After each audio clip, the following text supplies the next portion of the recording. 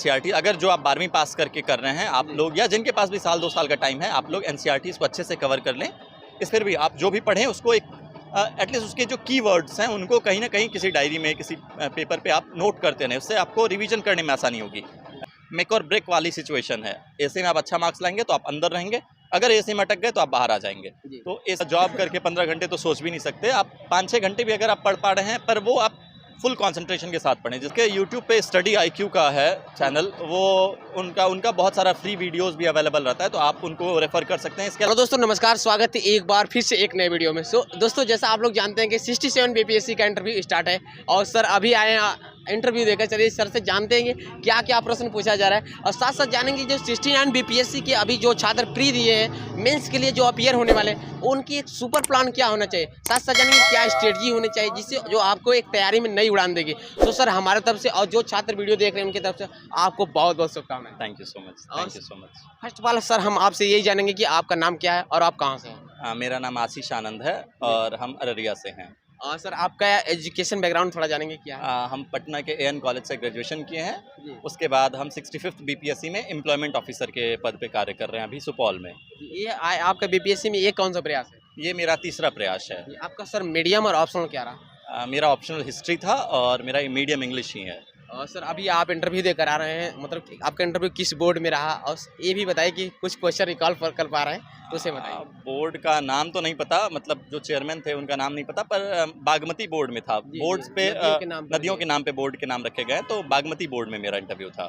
Sir कुछ question जिसे recall कर पा रहे हैं, जैसे जब प्रवेश किया आपने पहला क्वेश्चन क्या रहा। जैसे ही हम एंट्री किए तो उन्होंने पहले कहा कि अच्छा आप हिस्ट्री, आपका ऑप्शनल हिस्ट्री है। हम बोले हाँ सर। तो फिर उन्होंने हिस्ट्री से ही मेरे से क्वेश्चंस पूछे। पहले उन्होंने हिस्ट्री में पूछा कि पानीपत की लड़ाइयाँ कब कब हुई थी, किन के बीच हुई थी।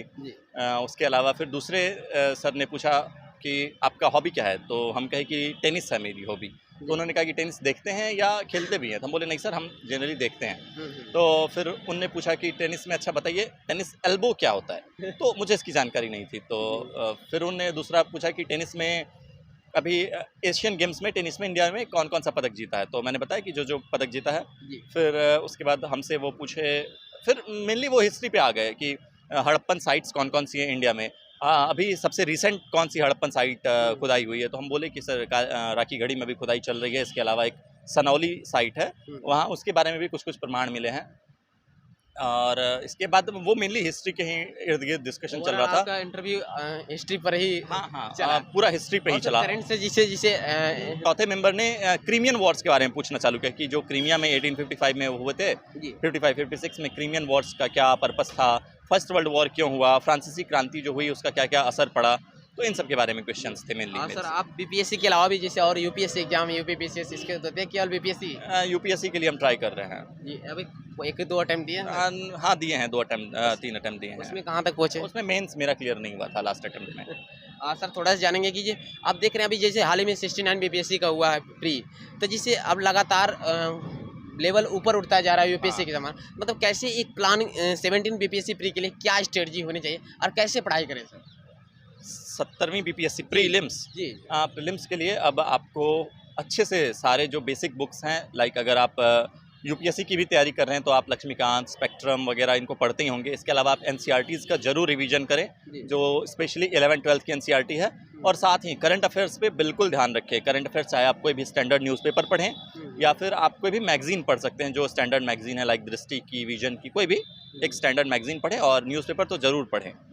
सर कोई यूट्यूब चैनल या फिर टेलीग्राम चैनल, हमारे साथ बहुत सारे छात्र जुड़े हुए हैं, उनको आप बता सकते हैं जो तैयारी आपको बहुत हेल्प मिली हो। एक यूट्यूब पे स्टडी आईक्यू का है चैनल, वो उनका बहुत सारा फ्री वीडियोस भी अवेलेबल रहता है, तो आप उनको रेफ़र कर सकते हैं। इसके अलावा टेलीग्राम पर तो आजकल सारा मटेरियल आपको मिल ही जाएगा, तो आप टेलीग्राम के भी चैनल्स को ज्वाइन कर सकते हैं, वहाँ पर आपको सारा मटेरियल फ्रीली अवेलेबल रहता है। सर आप जॉब के साथ तैयारी करना कितना मुश्किल रहता है, कितना टाइम मिल जाती है सर पढ़ने के लिए? जॉब के साथ थोड़ी कठिनाई होती है क्योंकि आपको 10 to 5 तो ऑफिस में रहना ही है और काम, पर फिर भी अगर आप चाहें तो आप ट्राई कर सकते हैं। फिर भी सर एवरेज कितने घंटे पढ़ाई करना चाहिए? बहुत सारे छात्र जो टॉपर होते हैं बताते हैं 10 से 15 घंटे, 15 घंटे पढ़ाई करना चाहिए, ऐसा क्या सच है? आप जॉब करके 15 घंटे तो सोच भी नहीं सकते। आप 5-6 घंटे भी अगर आप पढ़ पा रहे हैं, पर वो आप फुल कंसंट्रेशन के साथ पढ़ें। जिस वक्त पढ़ाई करें उस वक्त से पढ़ाई करें तो 5-6 घंटे भी मोर देन इनफ है। सर आप थोड़ा सा रिसोर्सेज के बारे में बात करेंगे, मतलब जो इस थोड़ा से एक बेसिक से तो हार्ड तक, जैसे बताया कि हिस्ट्री, पॉलिटी, इकोनॉमिक्स के लिए और करंट अफेयर्स के लिए क्या आप फॉलो करते हैं? मार्केट में बहुत सारी चीज़ें सर है, कहीं ना कहीं स्टूडेंट डाइवर्ट होता है, तो जो स्पेसिफिक हो सर। हम करंट अफेयर्स के लिए हम एक कोई भी स्टैंडर्ड न्यूज़पेपर लाइक हम द हिंदू पढ़ते थे, और उसके अलावा एक विजन IAS की मैगजीन आती है, मंथली मैगजीन आती है, आप उसको फॉलो कर सकते हैं। अगर आप वो ना करना चाहें तो आप दृष्टि IAS की मैगजीन आती है, वो भी फॉलो कर सकते हैं। वो बहुत ल्यूसिड है, उनका लैंग्वेज बहुत आसान रहता है। इसके अलावा आप जो स्टैंडर्ड बुक्स हैं, चाहे मॉडर्न हिस्ट्री के लिए आप स्पेक्ट्रम को पढ़ें, पॉलिटी के लिए लक्ष्मीकांत को पढ़ें, इकोनॉमी के लिए आप शंकर IAS की एक पतली सी बुक आती है, या फिर मृणाल सर का यूट्यूब पर वीडियोस पड़ा हुआ है, वो फ्री ऑफ कॉस्ट है, आप उनको देख सकते हैं। इसी तरह आप कोई भी एक स्टैंडर्ड बुक लें और उसी को बार बार पढ़ें, ना कि 10 अलग अलग तरह की किताबें पढ़ें। सर जैसे कि अभी आप बता रहे हैं कि BPSC का भी आपने मेंस दिया है, तो अभी एक पेपर BPSC में ऐसे राइटिंग का एक्स्ट्रा ऐड हुआ है, तो मतलब कई बार स्टूडेंट्स कमेंट कर रहे हैं कि ऐसे के लिए कल कंटेंट कहाँ से कलेक्ट करें, इसके लिए थोड़ा बताइए। ये अब जो BPSC में ऐसे जोड़ा है, ये बहुत ही सार्थक कदम भी है। साथ ही जो भी स्टूडेंट्स अभी दे रहे हैं मेंस, आप लोगों को ऐसे पर बहुत अच्छे से ध्यान देने की ज़रूरत है, क्योंकि ये मेक और ब्रेक वाली सिचुएशन है। ऐसे में आप अच्छा मार्क्स लाएंगे तो आप अंदर रहेंगे, अगर ऐसे में अटक गए तो आप बाहर आ जाएंगे। तो ऐसे के लिए आप जो भी करंट अफेयर्स में पढ़ते हैं, आपका जो पूरा जनरल स्टडी का सिलेबस है, वही आपका ऐसे के लिए आपको पॉइंट्स देगा। आप जब history, polity, geography, current affairs, economy सबको अच्छे से पढ़ेंगे तो आपको ऐसे के लिए खुद ब खुद पॉइंट्स मिल जाएंगे वहाँ से, क्योंकि ऐसे जो है वो कुछ अलग नहीं है, वो हमारे दैनिक जीवन के ही किसी न किसी टॉपिक के आधार पर होता है। तो आप जनरल स्टडीज़ को अच्छे से पढ़ें। हाँ, बस वीक में एटलीस्ट कोई एक ऐसे लिखने की कोशिश करें। सप्ताह में एक ऐसे भी आप लिख रहे हैं तो आप अच्छा कर रहे हैं। सप्ताह में एक ऐसे से आप ट्राई करें। सर जो 69 BPSC के लिए जो छात्र मेंस के लिए अपेयर हो रहे हैं, और तो अभी से मतलब उनका क्या एक सुपर प्लान, प्रॉपर प्लान क्या होना चाहिए, अभी से उन्हें क्या राइटिंग कैसे करें और क्या टेस्ट सीरीज अभी से ज्वाइन कर लेना चाहिए, एक प्रॉपर प्लान बताइए सर। आप 69th का मेंस दिसंबर, 69th का BPSC मेंस दिसंबर में है, तो आप लोग उसमें जो तीनों पेपर हैं उसको थोड़ा थोड़ा तीनों के लिए तैयारी चालू करें। पहले आप ऐसे के लिए करें कि आप वीक में एटलीस्ट एक ऐसे जरूर लिखें, हर सप्ताह एक ऐसे लिखें। इसके अलावा आप GS1 और GS2, GS1 में जो हिस्ट्री वाला पोर्शन है उसको आप अच्छे से कवर कर सकते हैं PYQs के थ्रू, जो पहले के क्वेश्चंस पूछे गए हैं, जनरली BPSC उनको रिपीट करती है, तो आप PYQs को अच्छे से टैकल कर सकते हैं, तो आपका पेपर 1 में जो हिस्ट्री वाला पोर्शन है वो क्लियर हो जाएगा। DI के लिए भी हम कहेंगे कि आप PYQs को ही रेफर करें। PYQs में जो पिछले 5-7 साल में DI पूछ रहे हैं, उन्हीं के आधार पर DI पूछा जाता है। सेक्शन 2 के लिए जो करंट अफेयर्स वाला पोर्शन होता है, उसमें आप किसी भी एक स्टैंडर्ड मैगजीन को, जैसा हम पहले कह रहे थे, कोई भी एक स्टैंडर्ड मैगजीन से आप फॉलो करें तो आपका करंट अफेयर्स क्लियर हो जाएगा।